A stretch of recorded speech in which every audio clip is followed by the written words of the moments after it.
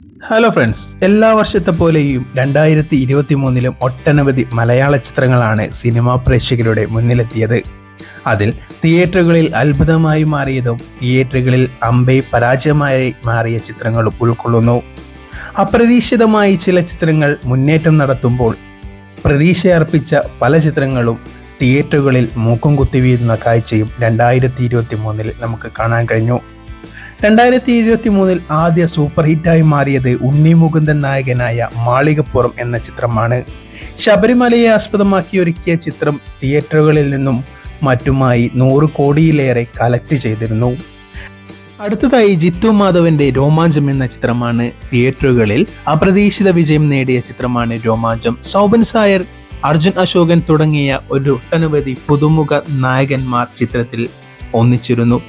ചിത്രം തിയേറ്ററുകളിൽ നിന്ന് മാത്രം 50 കോടി രൂപയിലേറെയാണ് കളക്ട് ചെയ്തത്.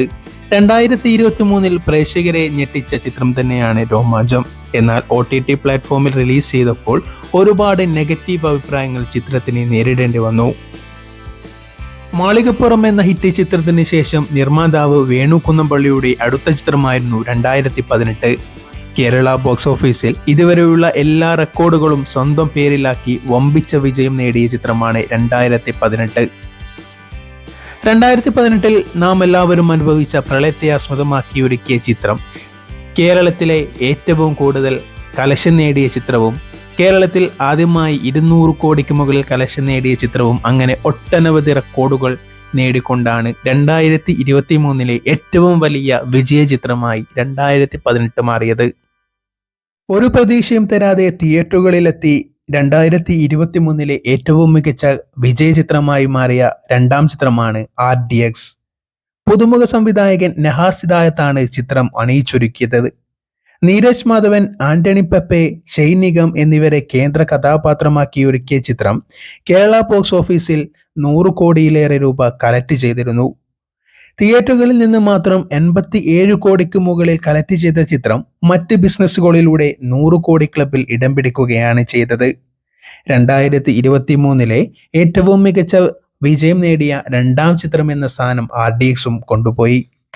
അടുത്തതായി മെഗാസ്റ്റാർ മമ്മൂട്ടി നായകനായി എത്തിയ കണ്ണൂർ സ്ക്വാഡ് എന്ന ചിത്രം.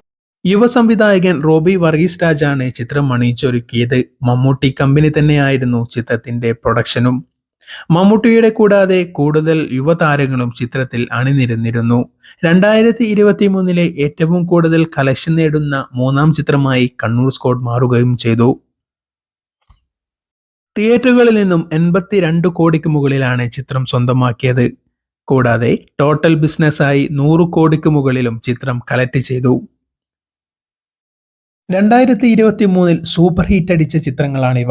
ഇതുകൂടാതെ മോഹൻലാലിന്റെ നേര് എന്ന ചിത്രം കൂടി ഈ ലിസ്റ്റിൽ ഇടം പിടിക്കും. സൂപ്പർ ഹിറ്റ് ചിത്രങ്ങളെ കൂടാതെ ഒട്ടനവധി ഹിറ്റ് ചിത്രങ്ങളും 2023 നമുക്ക് ലഭിച്ചു.